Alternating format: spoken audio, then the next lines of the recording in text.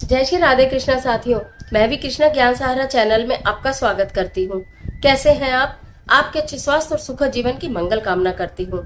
आपके और अपने इष्ट देवों को कोटि कोटि नमन करते हुए, बड़ों को प्रणाम करते हुए वीडियो प्रारंभ करते हैं। साथ ही बात करेंगे गणेश चतुर्थी की। गणेश चतुर्थी में गणेश जी की स्थापना का शुभ मुहूर्त क्या है, सरल पूजन विधि क्या है, कितने दिन के लिए अपने घर में गणेश जी स्थापित करें और नहीं करें तब किस प्रकार करें, और क्या ऐसे कार्य हैं यदि आप अपने घर में गणेश जी की स्थापना करते हैं तो भूले से भी कुछ गलतियां ऐसी ना करें आप कि जिससे भगवान गणेश और माता लक्ष्मी रुष्ट हो जाए। तो चलिए आज की वीडियो में समस्त जानकारी लेकर मैं आपके बीच में।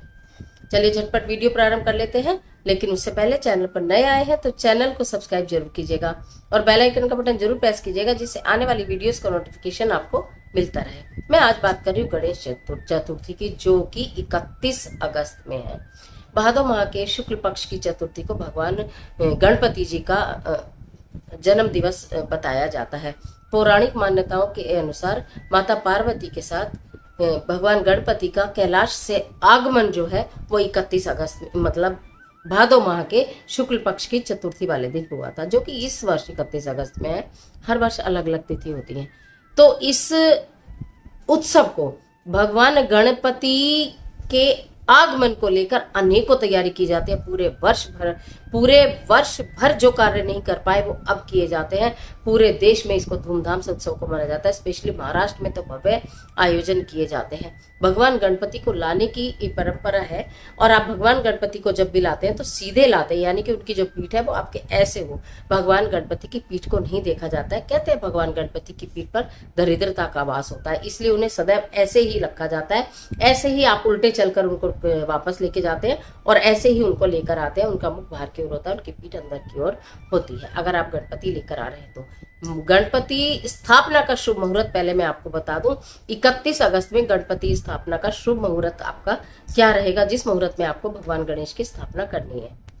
11:05 से लेकर 1:38 तक आपको गणपति भगवान की स्थापना कर लेनी चाहिए। अगर आप 31 अगस्त में गणपति जी की स्थापना कर रहे हैं, आप मूर्ति लेकर आए, आपने बहुत कुछ अपने मन में विचार का है, बहुत आप उत्साहित है कि भगवान गणपति को अपने घर विराजमान करेंगे। 1 दिन, 3 दिन, 5 दिन, 7 दिन, जितने भी दिन के आपके भाव हैं, ये पूरे समय के लिए आप करेंगे। 31 अगस्त में भगवान गणपति को लाया जाएगा। अनंत चतुर्दशी जो कि 9 सितंबर में है, उस दिन उनका विसर्जन कर दिया जाएगा। आगे की विधि बताने से पूर्व एक लाइन और भी बताना चाहूंगी कि आखिर ये भगवान गणेश को लाया जाता है, इसके ऊपर बहुत सारे मैसेज चलते हैं, बहुत सारी मान्यता, बहुत सारी बातें चलती हैं कि उनको लाते हैं और फिर उनका विसर्जन कर देते हैं। क्यों? ये संदेश देता है कि जो भी मानव रूप में, यानी कि आप भगवान गणपति को लेकर आए, अपने घर में लेकर आकर आपने विराजमान किया, तो आपको उनका विसर्जन करना ही होगा। यानी कि जो संसार में आया है उसको एक ना एक दिन जाना ही होगा। भगवान गणपति संसार में आए हैं कैलाश पर्वत से, घर घर में विराजमान है, तो उनको जाना ही होगा। इसी प्रकार प्रत्येक मनुष्य को भी जो संसार में आया है जाना होता है। इसके पीछे एक संदेश भी है। तो अब हमें क्या करना है, सरल पूजन विधि में आपको बता देती हूँ। एक चौकी लेनी है, उसके ऊपर पीले रंग का कपड़ा बिछा देना है, वहाँ गणपति जी को स्थापित कर देना। बहुत खूबसूरत से गणपति जी आप लेकर आए हैं, चूहा भी लेकर आए हैं, मिट्टी का हाथी भी लेकर आए हैं, जो उनको बहुत प्रिय है। वैसे गणेश चतुर्थी की पूरी सीरीज मैंने आपके लिए बनाई है। एक से एक अनसुने उपाय और ऐसे अचूक उपाय आपको बताए जाएंगे। इतने मेहनत से मैंने खैर वो सीरीज आपके लिए तैयार की है, जो आपके समक्ष आती रहेगी कि आपको हर पल का, मतलब इन 10 दिनों में आपसे कुछ भूल ना हो जाए, कुछ छूट ना जाए। भगवान गणपति और माता लक्ष्मी की कृपा आपके ऊपर बनी रहे। तो इसलिए आपने, अब मैं पूजा की बात कर रही, पूजन सामग्री की, आपने चौकी ली, पीले रंग का कपड़ा बिछाया, भगवान गणपति को स्थापित किया, एक तरफ कलश आपने स्थापित किया, आपने पीले फूल उनको अर्पित किए हैं। दूर्वा घास तो भूल कर भी मत छोड़ देना। दूर्वा घास भगवान गणपति को अत्यंत प्रिय है। क्यों चढ़ाई जाती है, इस विषय में पहले एक वीडियो प्रसारित की थी, आप चाहें तो वो भी देखना। बहुत अच्छी वीडियो है, यानी कि उसमें आपको सही स्थिति प्राप्त हो, पता चलेगी कि आखिर हम दुर्वा घास भगवान गणेश को क्यों चढ़ाते हैं और वो क्यों इससे इतने प्रसन्न होते हैं। उसमें सारी चीजें बताई गई हैं। तो हमने ये पूजन की विधि करी है। आप गणेश चालीसा का पाठ करेंगे, गणेश यंत्र की स्थापना करेंगे, मोदक का भोग लगाएंगे, हर दिन अलग भोग लगाएंगे और भगवान गणेश जी की आरती करेंगे। ये आपने लाने के बाद करा। खूब आप चाहे लोगों को भी अपने घर बुला सकते हैं, संकीर्तन कर सकते हैं, भोग प्रसाद कर सकते हैं, सबको खिला सकते हैं और अब स्वयं भी आप पूजा में लीन रह सकते हैं।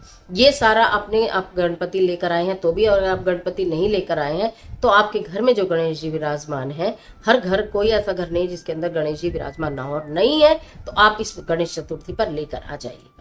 अगर आपके घर में गणपति जी की कोई मूर्ति, कोई प्रतिमा, कोई तस्वीर नहीं है तो अवश्य ही लेकर आइएगा।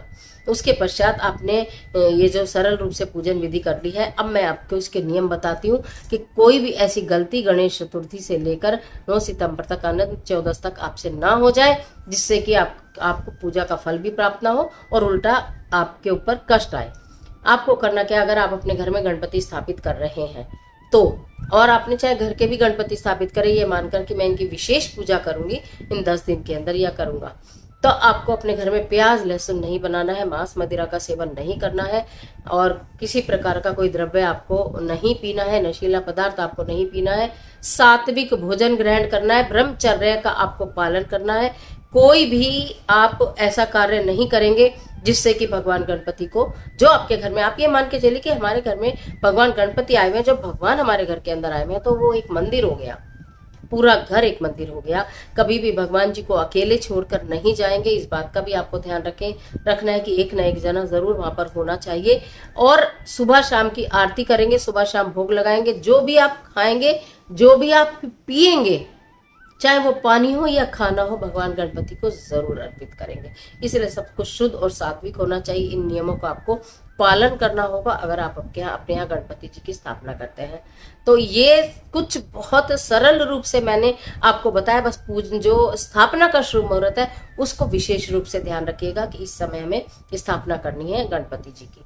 और गणेश चतुर्थी को लेकर अन्य बहुत सारी चीजें मैं आपको बताती चली जाऊंगी। फिलहाल स्थापना करनी है किस समय पर, क्या क्या सामग्री आपको चाहिए वो मैंने आपको बताई।